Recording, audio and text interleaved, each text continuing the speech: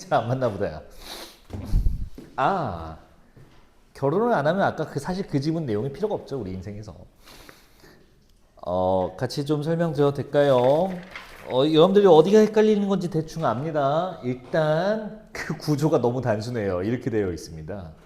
토지행정, 시행제도 두 개. 이게 전부예요, 구조가. 근데 이 안에 정보를 쑤셔 넣다 보니까 우리가 머리가 좀 복잡하고, 특히 마지막에 무리수를 좀 던지면서 끝내갖고 제가 설명을 좀 드려보도록 하겠습니다. 근데 나름 할 말은 다 있어요. 토지거래 허가제부터 보겠습니다. 이거는 말 그대로 거래 자체를 제한한다는 겁니다. 참고로 그럼 그전에는 뭐였는데요 하면, 이 허가라는 말이 왠지 착해 보이잖아요. 아니에요. 현대 국가에서 정부가 개인에게 침해할 수 있는 가장 강력한 게 허가예요, 사실은. 무슨 말이에요? 자, 허가란 보통 비교되는 게 신고제입니다. 신고라 하니까 왠지 쫄리는데, 아니요, 이게 제일 널널합니다. 잘 생각해 보세요. 무언가를 하기 위해 허가 받아야 돼가 있고요, 무언가를 하기 위해 신고하면 돼가 있다고 쳐봅시다. 어떤 게 더 빡빡해요? 허가 받아야 돼가 더 억압하는 거거든요. 허가가 가장 통제된 형태입니다. 정말 뜬금없지만 내가 이 말을 어디서 들었나 했더니만 한국사 책에도 있어요. 일제강점기 1920년대 문화통치로 허가제에서 신고제로 전환됐다, 뭐 이런 거 있었던 것 같아요. 출판물 나 기억력 좋지. 저 때는 이거 외웠어야 됐어요. 서울대 가려면. 지금은 필요 없잖아, 한국사. 조금만 필요하잖아. 저 때는 국사가 서울대 가려면 무조건 필요했었다고. 그러니까 서울대 갈 희망이 없는 애들은 아예 안 보고 거기 주변의 애들만 응시하는 지옥의 과목이었어. 틀리면 당연히 4등급 전리로 가는 거고요. 다 맞기도 어려워. 진짜 너무 어렵게 나와갖고. 돌아와서. 자, 그래서 허가를 받으려야 되는데 어떻게 이제 제한하는 거잖아요. 그래서 어떻게 하냐? 투기적 거래를 막기 위한 거래요. 투기가 뭔지는 여기 안 써있네. 투기는 뭔지 우리가 상식적으로 알고 있죠. 시세 차익을 위해 사용하지 않는 재화를 점유하는 행위를 투기라고 합니다. 너무 멋있게 말했나? 안 살 집, 쓰지도 않을 땅을 나중에 오를 걸 기대하고 그냥 사두기만 하는 거예요. 이건 국가적으로 굉장한 손해입니다. 토지는 이용돼야 뭐 공장을 짓던 사람이 살든 훨씬 더 이제 의도적으로 움직이는 건데, 그렇지 않다면 국가 전체적으로 손해가 되거든요. 그래서 이 거래제는 허가로 진행되는데 투기를 억제하기 위한 명확한 목표가 있어요. 자, 그래서 어떻게 하냐? 그 5년의 기간을 정합니다. 그래서 규제 지역 안에서 토지를 거래하려면 허가를 받도록 하는 겁니다. 자, 됐을까요? 그래서 만약에 허가를 받지 않고 거래하면 처벌받습니다. 그리고 계약도 효력이 발생하지 않는 걸로 한대요. 충격. 우리는 이 지문을 딴 데서 보고 왔습니다. 저번 주도 어쩌다 보니까 언급했는데 오늘 또 얘기해야 돼요. 방충망이요. 이 지문 기억나? 방충망은 임의법규였어요. 기억 안 나면 미안합니다. 근데 그 문제, 보기 문제가 이 토지거래였어요. 농지법 위반이었어요. 강행법규로 처리되기 때문에 계약도 무효고 벌금도 내고 막 이런 식으로 우리가 나왔었던 그런 문제가 있습니다. 그 부분이 살짝 나와 있는 거예요. 그게 바로 토지거래 허가제에 간접적으로 받던 기출이었네요. 2012 기출이었던 걸로 기억한, 2019 수능이었나. 자, 어쨌든 조건이 이렇게 있습니다. 그래서 뭐 징역도 살 수도 있고요, 30% 벌금도 낼 수 있다는 거 아주 엄격히 제한한다는 얘기가 거기까지입니다. 자, 근데 그 다음 내용은 거 뭐냐? 이거 기본권 침해예요. 얼핏 보면. 자, 잘 보세요. 기본권은 사람으로서 가질 수 있는 아주 기본적인 권리입니다. 말 그대로. 재산권도 여기에 들어가요. 근데 이거 재산권 침해 아니야. 내가 가진 물건을 상대 의사랑 서로 합치돼서 서로 원하는 가격에 판매한 거를 왜 벌금을 때리고 무효로 하냐. 이거 너무 깊숙이 국가가 개인한테 들어온 거다. 기본권 침해다라고 해서 위헌이다라고 주장한 사람이 당연히 있었어요. 엄청 많았어요. 자, 근데 뭘 근거로 이걸 합헌으로 하는가? 기본권 침해가 아니라는 겁니다.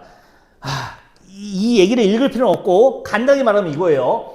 기본권을 부인하는 게 아니라 제한하는 거기 때문에 합헌이다라는 얘기입니다. 간단하게 얘기하면 이거예요. 이거 영어 원문에는 원래 다 이제 양키들 법이잖아. deny 그거래요. 그래 이거는 리미트는 괜찮아요. deni가 아니기 때문에 기본권에 대한 부인이 아니기 때문에 하펀이다라는 얘기가 이렇게 길게 써 있는 거예요. 막 조항 나오면서 읽어보시면 됩니다. 뭐 위배되지 않는 한 절차 5년 특정 구역이다 불복 방법이 있다 이런 거기 때문에 하펀이라고 판결했답니다. 참고로 이 거래 제한 지역 된 지역이 어디였죠? 세종이요. 지금 풀렸죠. 지금 풀렸어요. 그래서 여기 행정수도 옛날에는 수도 자체가 옮긴다고 했죠. 야 어땠겠어요. 난리도 아니었겠죠. 여기 살려고 바로 걸어버리죠. 예, 거래하려면 허락받아야 돼요. 근데 그 허락 조건이 뭐냐면 정말로 투기가 아닌 걸로 살려는 의도가 보여야 돼요. 근데 그거 증명하기가 생각보다 좀 빡빡합니다. 왜? 수도 들어선다. 여기 땅 사야지? 100% 무슨 생각이야? 투기하려고 하는 거잖아. 그러니까 그게 아니려면 정말 다양한 게 나와야 됩니다. 뭐 상속이라든지 실제 농작지 경작이라든지 막 이렇게 돼야 되는데 이거 쉽지 않아요. 그래서 거래가 제한됐다. 지금 지금은 왜 해제됐어요? 이미 다 올라서 굳이 제한하지 않더라도 사람들이 알아서 안 사고 있는 거죠. 됐고요. 다음 부동산 가공시제. 여기서 사실 기분 나빴죠. 이거 이렇게 되는 거거든요. 자, 국가는요 전국에 있는 모든 토지의 가격을 매겨놔요. 근데 이게 현실적으로 가능하냐? 당연히 불가능합니다. 매년 갱신됩니다. 참고로 1년마다 한 번씩 갱신돼요. 1월 1일마다 써 있었죠. 근데 이걸 공무원이 1년 내내 말이 안 돼요. 1월 1일 딱 그냥 결정되고 그냥 다 공시해버리는 거예요. 모든 가격에 기준 가격을 한 겁니다. 자, 이거 어떻게 하냐? 설명이 이렇게 되어 있어요. 한번 볼까요? 표준지 공시지가를 정하고요. 토지 가격 비준표를 이용해서 개별 공시지가가 나옵니다. 이러고 설명을 끝내요. 아유, 불친절해요. 빵집으로 설명드릴게요. 이거 빵집 예시 많이 들어요. 제가 대학교에서 이런 걸로 교수님한테 들었겠죠? 들으면 확 압니다잉. 파리바게트에 있다 쳐볼게요. 아니다, 아침에 그림 그렸는데 초가집 갔다 해서 비웃음 당했어요.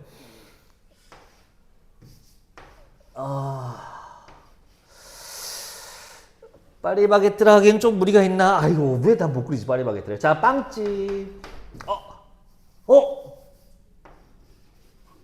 빵을 형상화한 간판. 빵. 좀 낫지? 그냥 빵 같이 생겼네요. 자, 파리바게트입니다. 우리나라는 당연히 말도 안 되지만 이 빵값을 정하는 나라가 있는 거 아세요?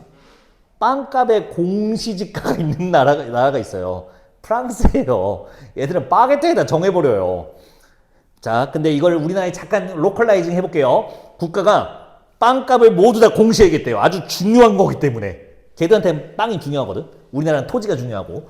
자, 그래서 뭘 하냐? 가장 기본되는 빵을 딱 지정해요. 그게 표준지예요. 표준빵으로 번역해볼까요? 이 표준빵을 뭘로 잡냐? 식빵으로 잡으면 됩니다. 우리나라는 바게트 하면 안 하다니까 우유 식빵을 기준 잡는 거야. 그래서 3,000원으로 때려줍니다. 자, 그 우유 식빵은 3,000원이 공시지가입니다 라고 공식 가격으로 그냥 정해버린 거야. 물론 꼭 그렇게 판매하는 건 아니야. 여기에 맞추면 좋겠다는 거고 어느 정도 반영해줍니다. 그래서 대부분 맞춰요. 조금 어긋나면 소명하거나 작은 행위를 해야 되는데 뭐 그냥 웬만하면 맞춰줍니다. 자, 그 다음에 그러면 이 초코빵은 어떻게 할 건데요? 이 피자빵은 뭔데요? 요 롤케이크는 어떻게 할 건데요? 라고 이제 문제가 나오죠. 표준지가 대표 지역이고요. 이제 비준표는 뭐냐? 조건부 가격 변동표예요. 자, 이겁니다. 초코가 들어가면 500, 바싹 구우면 1,000원, 사이즈가 50% 이하면 줄어들면 마이너스 1,000원. 이렇게 해놓습니다. 이 표에다가. 이건 뭘까요? 맹지, 주변에 맹지. 자, 도로가 차단되어 있으면 마이너스 3천만 원. 뭐 이런 식으로 조건이 써 있습니다. 강이 묘히면 뭐 플러스 1,000만 원. 지질지질하게 써 있어요. 그러면 내가 살고 있는 땅, 내 집이 있는 땅의 가격이 계산돼서 나오게 됩니다.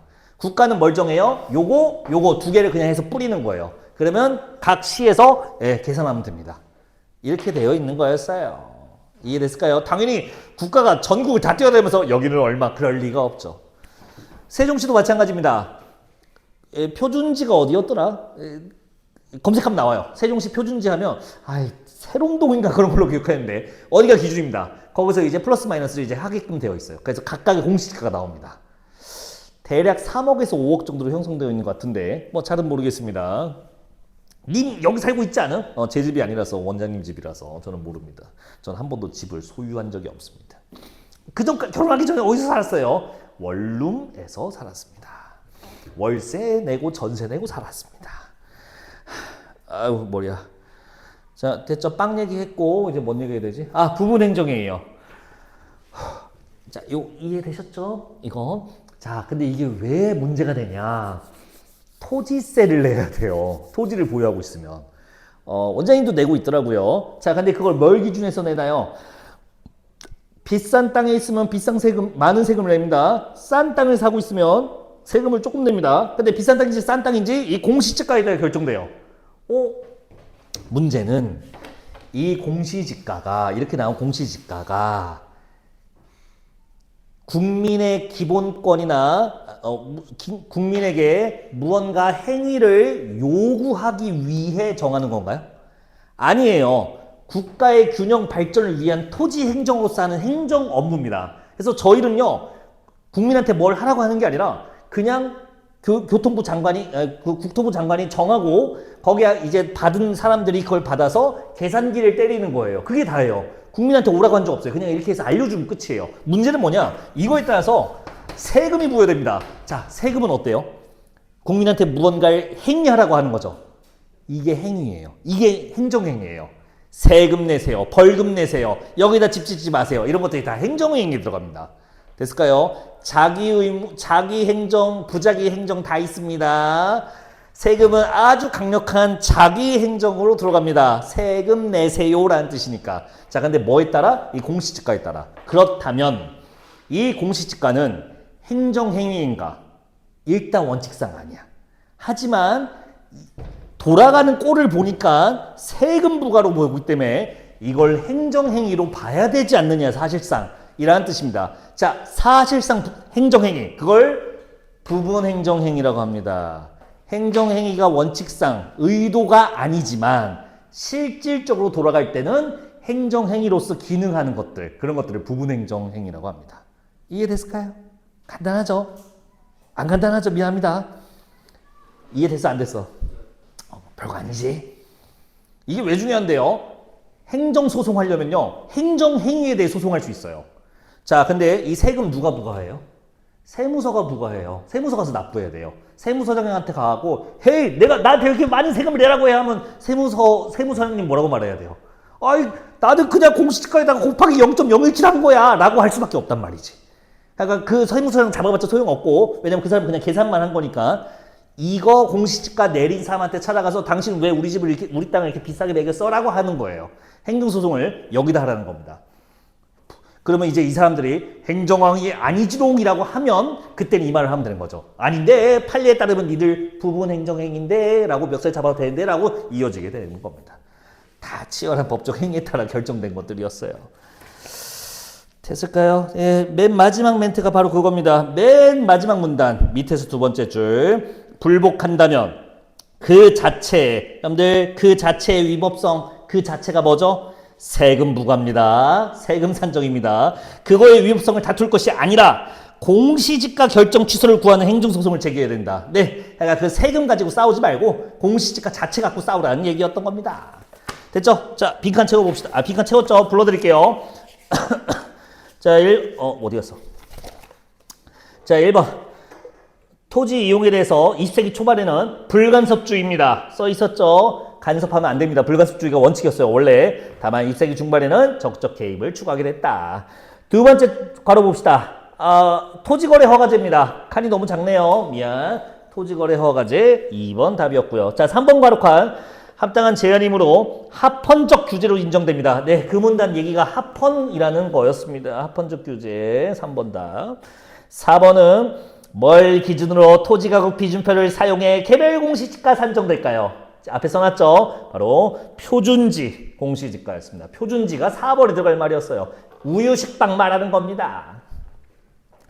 자, 5번은 뭐를 인정해준다? 요 행정행위로서 벌금 같은 걸 하는 거를 처분성이라고 합니다. 자, 5번의 처분성이에요. 처분성 있는 행정 그 자기를 행정행위라고 합니다.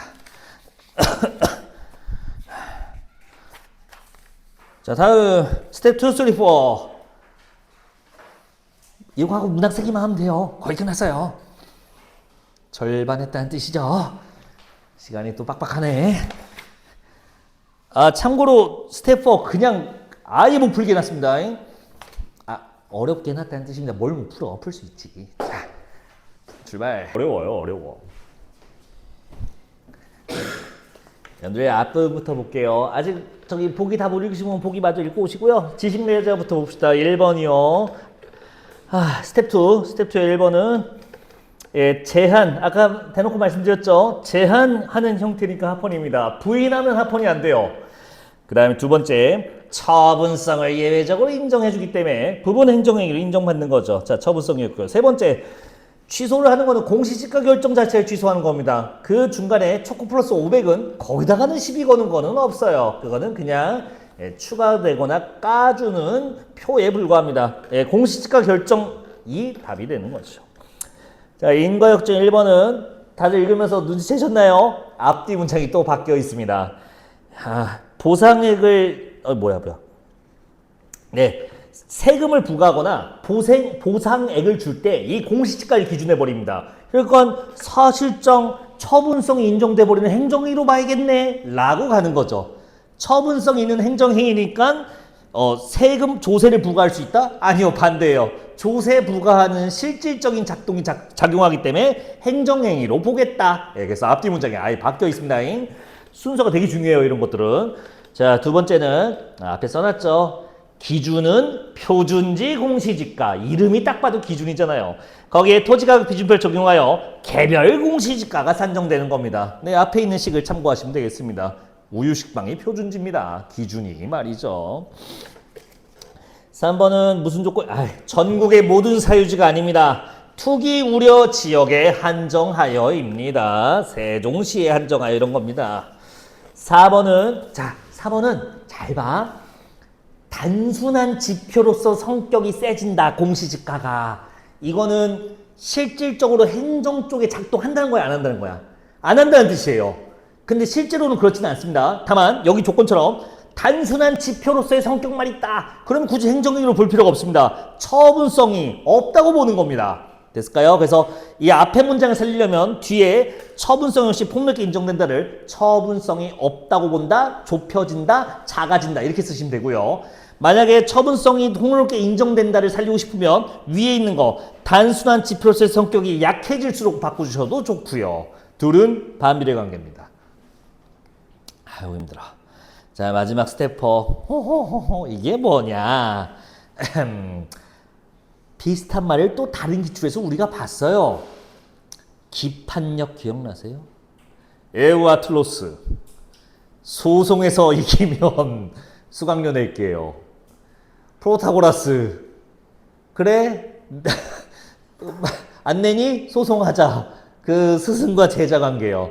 거기에 기판력이 나왔었습니다. 자, 이렇게 민사소송에서는 기판력이라는 용어를 사용하기도 하는데 행정소송에서는 조금 다른 용어를 씁니다. 불가쟁력이라는 용어를 씁니다. 같은 개념이에요. 이미 시비 건 거는 또 소송 걸지 마라 행정처분해라는 얘기입니다. 같습니다. 개념이. 단 하자의 승계라는 독특한 게 있어요. 왜냐?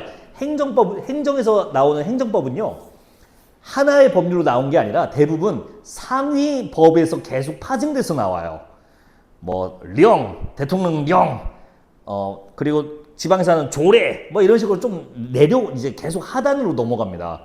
근데 하자의 승계는 원칙상, 즉, 이게 잘못된 게, 자, 특정 법 때문에 특정 행정행위 같은 게 나왔어요. 이것 때문에 또 뭐가 나와요. 이게 우리가 보는 행정법의 실제 운용기관입니다. 그냥 간단하게 말하면 대통령이 령으로 세종시 대학 설립해야 되지 않겠어요? 라고 했다 쳐봐요. 그래 이걸 령으로 내려요. 대통령령 세종시 대학가 형성 특별령 이렇게 나와요. 좀 뜬금없지만 그러면 이제 장관이나 각 부처가 이거에 대한 조항을 만듭니다. 그리고 세종시에서는 이거를 실제로 시행할 조례 따위를 만들어요. 이런 식으로 법이 행정에서 작용하는 법들은 하위로 내려옵니다. 연관돼서. 자, 근데 만약에 여기에 문제가 있다 쳐볼게요. 아니 왜 대학교 없는 지역이 많은데 왜 하필이면 세종시 여기에 하자가 있어 보이는데요. 참고로 하자는 한자어인데요. 우리는 그냥 흔히 우리가 일상적으로 흠결, 잘못된 걸 이런 식으로 쓰잖아요. 그렇게 쓰면 돼요. 근데 원래 뜻은 오개티입니다. 하가 옥이고요. 자가 먼지예요. 옥에 있는 티끌을 말해요.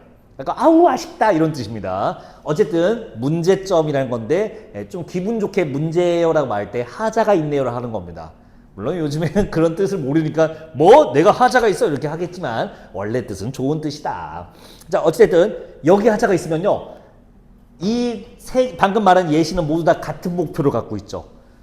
세종시에 대학가를 형성했구나라는 공통된 목표를 갖고 있기 때문에 여기 처음에 하자가 있으면 그 아래에 있는 하자도 나머지 하위 법들도 승계됩니다. 이 하자가. 그래서 문제가 있다고 취급할 수 있어서 따질 수 있어요.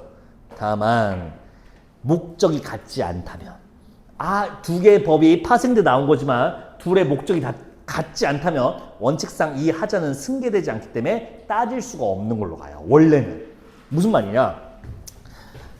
이 세종시 조례 아까 같은 경우 대학교 시행하기 위해 대학교 어떤 대학교를 할지 모집해서 투표합시다 뭐 이렇게 했는데 마음에 안 들어요. 그래서 위 단계 혹은 대통령령에 따질 수 있는가 하면 따질 수 있어요. 이 하자는 여기서부터 온 거니까.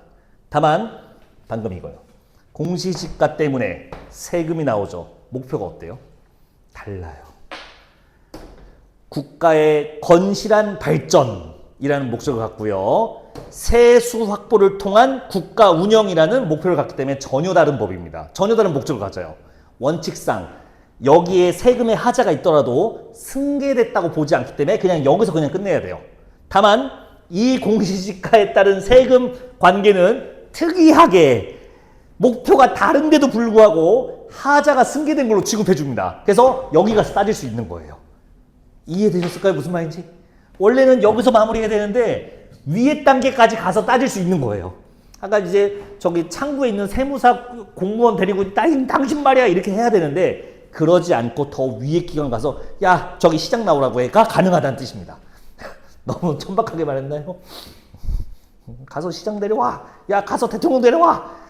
이건 대통령이 아니라 야 가서 국토부 장관 데려와가 가능해요. 이론상.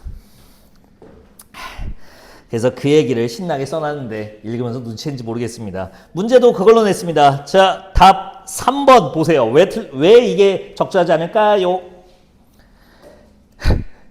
야, 답 고르라고 작은 따옴표로 해놨어. 동일한 법적 효과를 목적으로 하기에 하자의 승계가 원칙적으로 허용된다. 이게 틀렸어요. 보기 보시면 알겠지만 서로 별개의 법적 효과를 목적으로 함에도 불구하고 예외적으로 하자 승계 인정입니다. 선지 3번은 그게 잘못 써져 있어요. 동일한 법적 효과가 아닌데도 예외적으로 하자 승계 인정. 그래서 위에 가서 따질 수 있다. 됐을까요? 자, 여기까지. 아무래도 보기가 좀 더 완성도가 높지 않습니까? 어쩔 수가 없어요. 아는 게 이건데 뭐 어떻게 하냐. 4년 동안 공부했는데 이제 다음 주에는 과학기술 지문인데 조금 부실해질 예정입니다. 제 지식의 한계가 좀 있어서요. 이렇게까지 풍부하기는 못하고 다만 기술적 원리라든지 연계될 만한 기술들은 제가 열심히 조사해 올 수 있으니까 또 같이 보자고요. 자, 문항으로 넘어갑시다. 남은 거 3개는 여러분들이 하시는데요. 사회학이에요. 구조학이거나 아니면 행정구조학인데 뭐 좀 따분할 뿐이지 어려운 개념은 아니라서 여러분들한테 맡기도록 할게요. 해설 보시고 똑같이 해보시면 됩니다. 자, 문항으로 봅시다. 34쪽이에요. 3개 할 수 있겠죠? 와, 재밌겠다. 첫 번째 작품부터 볼게요. 오늘 문학도 좀 다 채우는 걸로 갈 건데 이 첫 작품은 읽을 시간 안 드리고 제가 그냥 해석해드리고 문제 풀게 해드릴게요. 첫 번째 시의 제목부터 보세요. 여러분들이 제목에서 막혀요. 이 시가. 면면함에 대하여 있습니다. 자, 이 면면하다 여러분들이 몰라요. 알면 미안합니다. 면면하다. 보통 몰라요. 우리가 안 쓰면. 고재종 씨가 이 장슨 말 써요. 끊김없이 이어지다가 면면하답니다. 계속되다, 무던히 이어지다 이런 뜻을 갖습니다. 그러면 면면함, 끊임없이 계속되는 것에 대하여라는 뜻입니다. 이 계속된다가 어떤 대상의 적용량에 따라 시나 전달하고자 하는 메시지의 주제가 달라지는 거 혹시 알고 계신가요? 근데 여러분들 본능적으로 알고 있다. 만약에 자연물에 대한 면면함을 강조하면 이건 뭐 말하고 싶은 걸까요? 여러분들 자연물이 계속된다는 거는 영속성을 말하는 거죠. 자연물의 영속성은 당연히 생명력입니다. 생명력으로 이어져요. 그러면 사회, 인간, 문화 여기에 면면함을 적용하면 뭘까요? 소외되고 있는 가치관, 잊혀지고 있는 전통적 가치관에 대한 보존 이런 것들이 될 거예요. 됐을까요? 이 두 가지를 동시에 녹여낸 시입니다. 그래서 제목이 면면함의 대화예요. 사실 시를 파악하고 제목을 읽으면 더 감동이 오는데 감동은 집에 가서 느껴보시고 빨리 이거 분석해보자고요. 시 읽어볼게요. 자, 철현, 너 들어보았니? 저 동구박 느티나무에 푸르른 울음소리. 두 가지를 좀 보셔야 됩니다. 일단 조금 유치하지만 최근에 나와서 방심할 수 없는 거. 공감각적 심상이요. 최근에 나왔습니다. 공감각인 거 이거 굳이 설명 안 해도 되지. 3학년이신데. 청각의 시각화 괜찮지? 이 정도는 되지? 오케이. 그러면 이제 이 안에 의미를 보도록 할게요. 울음소리.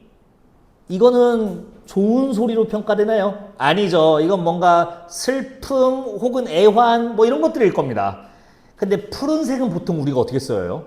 긍정적인 걸로 많이 쓰지 않나요? 그러니까 여기는 내용적으로 뭘 말하는지 아직은 몰라요. 자, 울음소리인 거 보니까 뭔가 안 좋은 일 같긴 한데 푸르대요. 그러니까 이게 뭔가 있는 것 같기도 하고. 자, 계속 읽어야 됩니다. 그래서 2형 가볼게요.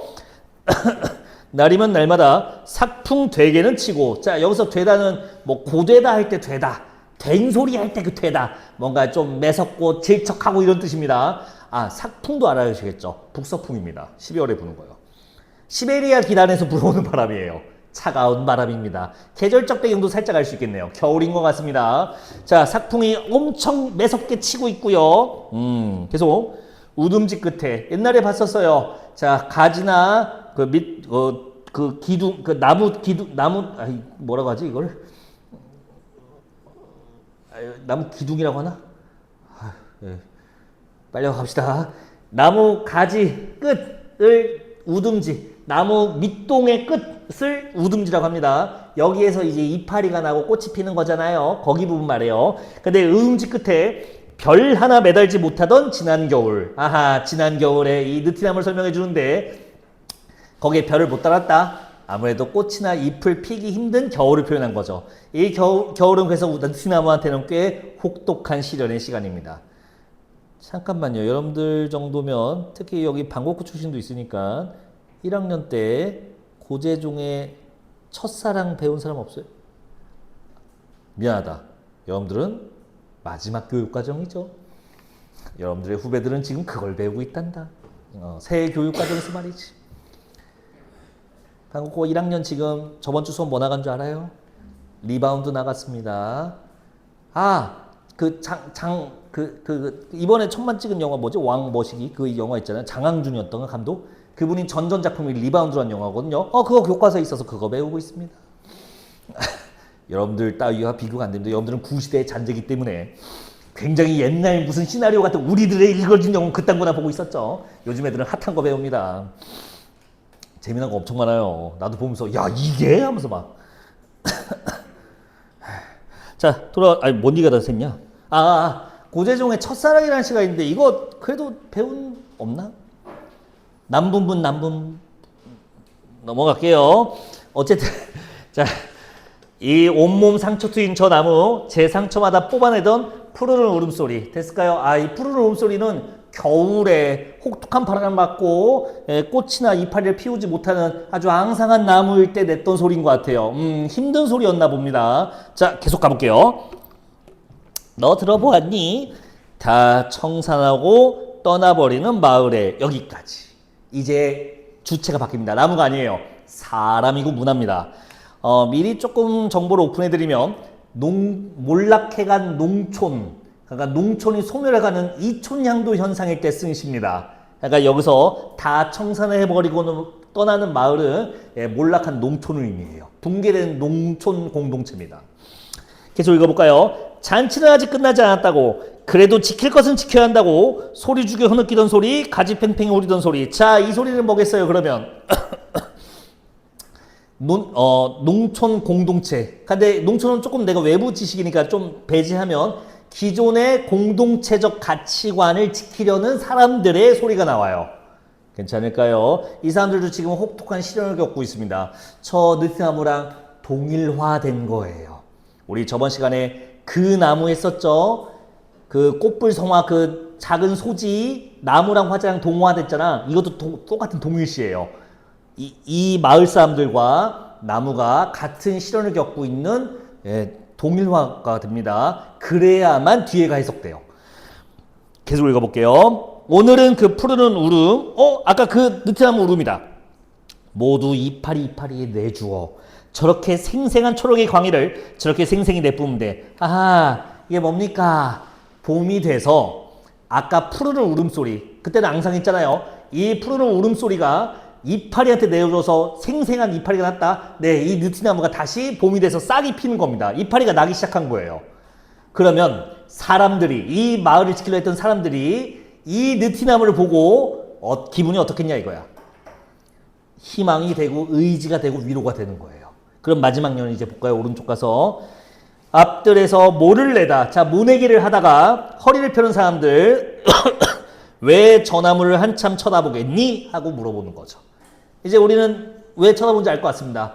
그래, 저 나무처럼 우리도 언젠가 다시 희망, 좋은 일이 있을 거야 라는 희망을 얻을 수 있는 겁니다. 농촌 공동체 회복이, 기존 공동체 회복이 가능할 거라는 기대, 희망이 바로 여기 이 나무가 보여주기 때문에 그렇습니다. 동일화됐기 때문에 성립 가능한 감정이에요.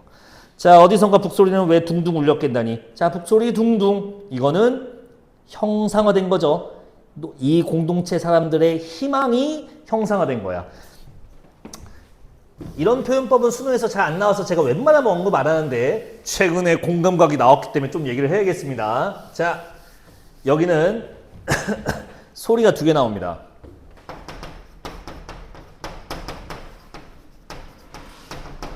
그리고 북소리 둥둥둥.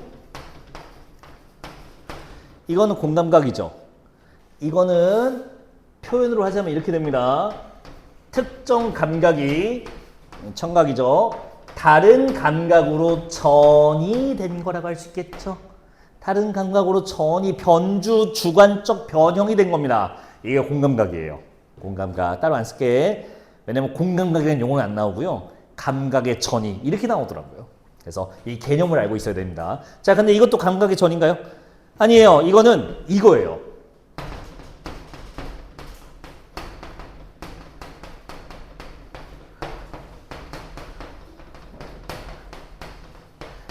감각, 구체, 객관은 같은 말인 거는 제가 누누이 말했으니까 더 말 안 해도 되겠죠. 감각, 객관, 구체. 두부 사세요 한번 드립했었습니다. 옛날에. 모르면 그냥 외우세요 다시. 자, 이거 뭐로 해석했었죠? 희망이었죠. 희망은 감각할 수 있는 게 아니죠. 즉 감각할 수 없는 것을 감각한 걸로 전환한 겁니다. 이 둘의 표현법이 똑같은 소리가 나왔지만 기법이 좀 다릅니다. 감각전이냐? 이건 감각전이는 아니에요. 감각화, 구체화라고 감각화, 구체화로 해야 됩니다. 자, 이해됐을까요? 이런 식으로. 나 작품 봅시다. 힘들어, 씨. 나 작품 봅시다.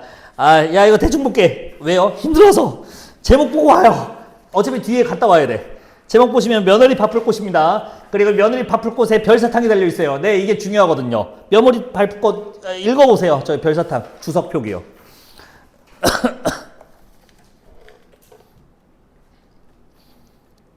아이고, 이 안타까운 설화가 있는 꽃이군요. 이 설화를 차용합니다. 그래서 중간에 갑자기 무슨 애처럼 혀 내민 막 이런 드립이 나오는데 이 설화 때문에 그래요. 어떤 며느리가 배고파서 밥 몰래 먹다가 맞아 죽었대요. 그런 설화가 있는 꽃입니다. 실제로 이 며느리 밥풀꽃은 꽃잎이 검색해보면 나오는데요.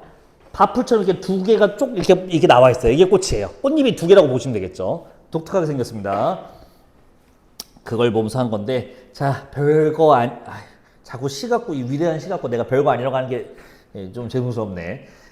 우리가 학습하기에 그렇게 난도 있는 시는 아닙니다. 1년, 한번 읽어보세요. 목이 아파갖고 1년 빨리 눈을 읽어보세요.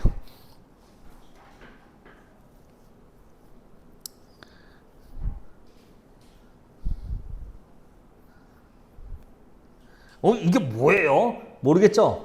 네. 꽃이나 풀인데 처음 들어본 꽃이다 풀이다. 잡초라는 뜻입니다. 그리고 잡초가 의미하는 거는 현대시에서는 100% 민중을 말합니다. 여기 나오는 삼부추, 개망초, 우술꽃 이것들은 민중들 말해요. 예쁘게 말하면 들꽃, 풀꽃. 근데 솔직히 말하면 잡초들을 말합니다. 일반 민중으로 해석되고요. 그리고 그 아래 또 이상한 말 있죠. 소군, 산열도, 안마도의 섬 이름입니다. 실제 있는 건가요? 네이버 지도 쳐보세요. 전남에 있는 섬입니다. 거기 지나서 물길 백리 저 송이섬에 갈까? 다 실제 있는 지명이에요. 전남에 있습니다. 다만 처음 들어보시죠. 대단한 곳이 아닌 곳에 살고 있는 이런 꽃들. 네, 우리 흔하게 우리 주변에서 살고 있는 일반 민중들을 의미하면서 시작합니다. 그리고 그 민중들에 대한 속성이 그 아래 나와 있는데요. 자, 제가 조금만 읽고 마무리할게요. 오래 안 읽을게. 여러분들 바로 이연 볼게요. 그 중에서도 우리의 서름, 뼘물까지 녹아들어 밟으면 으스러지는 꽃. 그러니까 시련, 억압당하는 일반 민중들이 표현된 거예요. 근데 그 다음 줄 보세요. 이 세상 끝이 와도 끝내는 주저앉은 우리를 다시 일으켜 세우는 꽃. 네, 그러니까 밟히고 억압당하는 건 맞지만 무너지는 건 아닙니다. 끈질기게 그래도 계속 생명력을 가지고 있는 민중들인 거예요. 님들아, 아까 시랑 이 시가 왜 같이 있을까요? 똑같아요. 자연물과 인간을 동일화하여 생명력을 표현하고 있습니다. 겉으로는 식물, 자연물의 생명력인 것 같지만 그 안에 담긴 생명력은 일반 민중의 생명력이라는 공통점 주제를 갖습니다. 그래서 같이 묶였어요, 이번 수특에. 마지막 년 볼까요, 그래도? 자, 36페이지 지금 마지막 년 있죠? 마지막 년 햇빛 기진하면 혀 빼물고 지금도 그 바위섬 그늘에 피었느니라. 자, 혀 빼물고 피어 있대요. 이 설화를 차용한 겁니다. 이 설화를 차용한 이유는 그거예요. 우리 민중의 애환, 한스러운 마음을 표현하고 싶었는데요. 핵심은 그게 아니라 그늘에 피었느니라. 지금도 그 한은 계속되고 있다. 달리 전환하면 그 생명력이 지금도 훼손 없이 유지되고 있다라고 해석하는 것도 가능합니다. 둘 다 가능한 거야. 그 한스러운 마음이 지금도 돼요. 근데 그 민중의 한을 갖고도 저력 있게 계속 존재하고 있습니다. 생명력을 말하기도 하는 거고요. 둘 다 해석 가능하다고 써 있더라고요. 올해 교과서 교사용에 역시 보기에 반영되어 있습니다. 자, 풀 시간 될 건데 스텝 1은 풀 필요 없습니다. 스텝 1은 그냥 제가 지금 불러줄게요. 스텝 1은 나랑 같이 하자. 자, 스텝 1 주제, 시련을 이겨내고 뭐를 이어가는. 자, 생명력입니다. 그냥 생명력 쓰시면 돼요. 면면에 대하여 1번 괄호 생명력. 자, 구성 1, 2연은 겨울치령 견디는 티나무. 3연은 무슨 위기. 자, 붕괴라고 쓰시면 됩니다. 참고로 이건 내가 쓴 게 아니라 교사형 교과서에 교사형 그 수특에 써 있는 멘트 그냥 복붙해서 가로만 뚫어 놓은 겁니다. 그래서 말투가 내 취향이 아니야. 자, 2번 붕괴. 자, 4연은 뭐 저거고 5연은 저거고 읽어보시고요. 내려와서 며느리 밥풀꽃입니다. 주제 볼게요. 며느리 밥풀꽃 책 설화를 통해 설화 써주시면 되고요. 3번 괄호는 설화. 자, 구성 1년 저거고요. 2연은 며느리 밥풀꽃 설화 속 며느리의 서러움과 애환이라고 써주시면 된답니다. 역시 제 취향은 아니지만 뭐 그렇게 써 있습니다. 애환. 마지막, 과거의 억울함이 현재까지 이어지는 한과 연민의 정서, 한까지 써주시면 됩니다. 교사형 해석은 좀 어석한데 해제의 생명력에 대한 해석이 자세히 되어 있어서 보기에 실어놨습니다. 자, 이제 문제풀 시간 드릴게요. 엄청 쉬워요. 시작 해석해드렸으니까. 자, 스텝 2, 3, 4 푸는데 3분이면 됩니다. 자, 시간 제 드릴게요. 엄청 쉬워요. 해석 끝났기 때문에 그냥 공짜죠. 출발. 다 푸셨죠? 스텝 2의 첫 번째는 동그라미. 스텝 2는 X 반어가 없어요. 자, 스텝 2 3번은 맞고요. 명시적 청자. 가에는 너 들어보았냐 할 때 너가 명시적 청자 맞고요. 나는 다양한 식물 명치 열거. 아까 무슨 풀떼기도 말 잔뜩 나왔죠? 거기서 성립하게 됩니다. 동그라미였네요.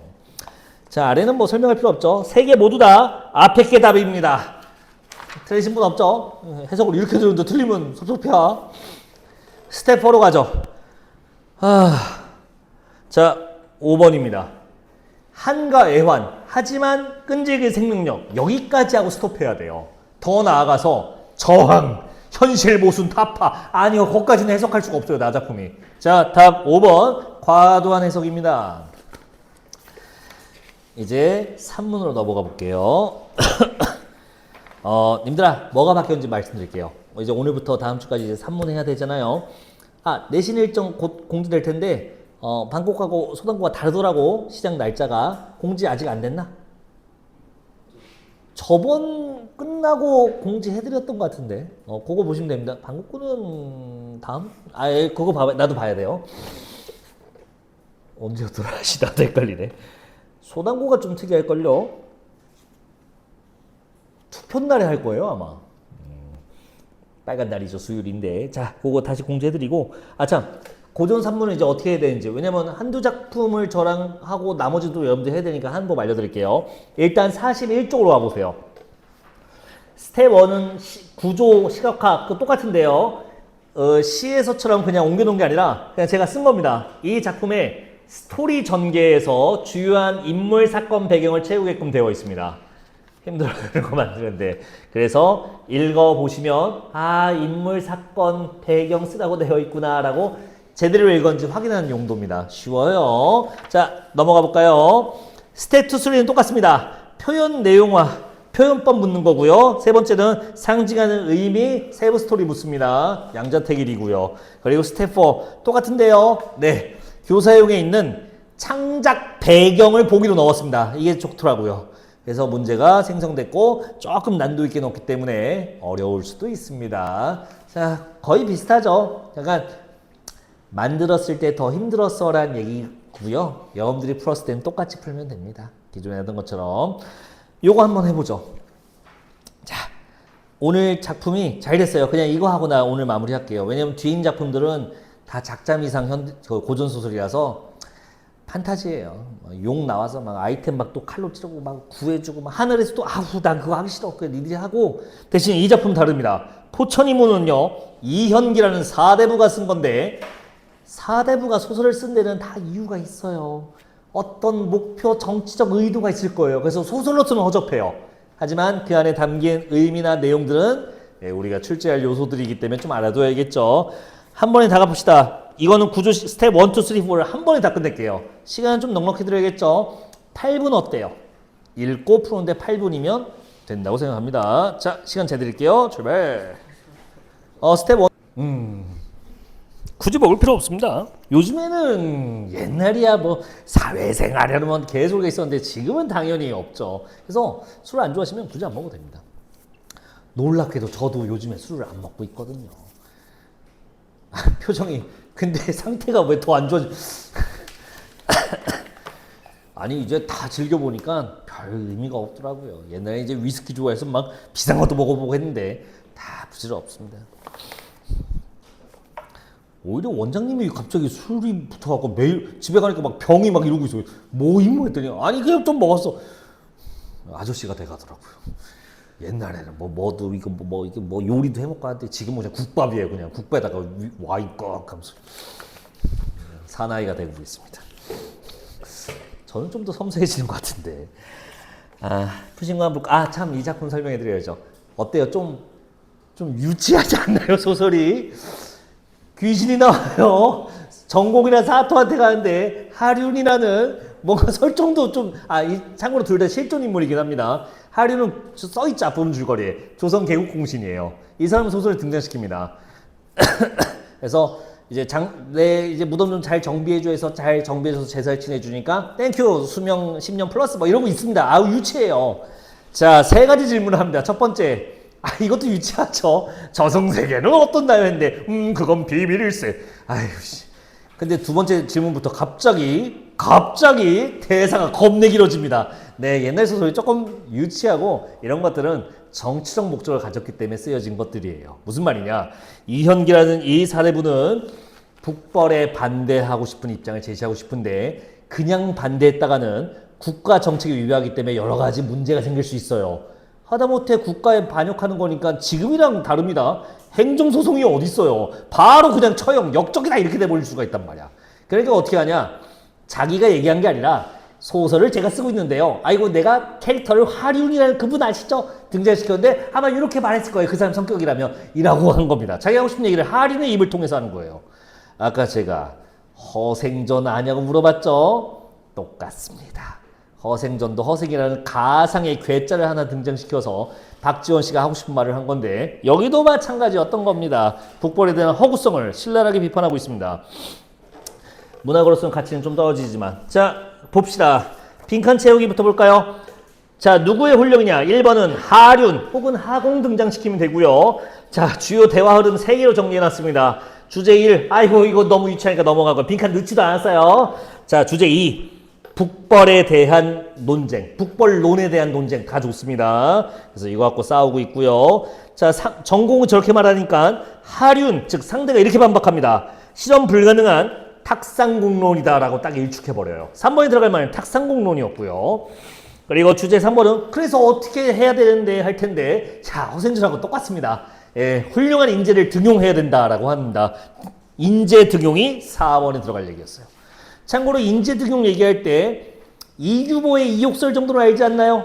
지붕이 빗물져서 썩었는데 바로 수리 안 하니까 돈이 많이 들었다. 국가도 마찬가지다. 이렇게 해서 유추의 방법 쓰는 거 있었잖아요. 똑같은 기법입니다.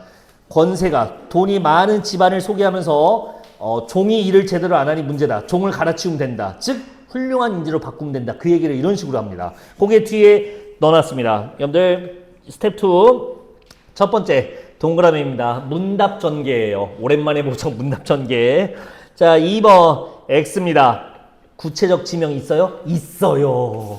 별사탕 보시면 알겠지만 산해관, 연, 개 다 특정 지역입니다. 근데 왜 X예요? 이 얘기를 한 이유는 리얼함을 주기 위한 거예요. 생생함을 주기 위한 겁니다. 비현실 몽환이 아니죠. 그래서 뒤에 내용이 틀렸습니다. X고요.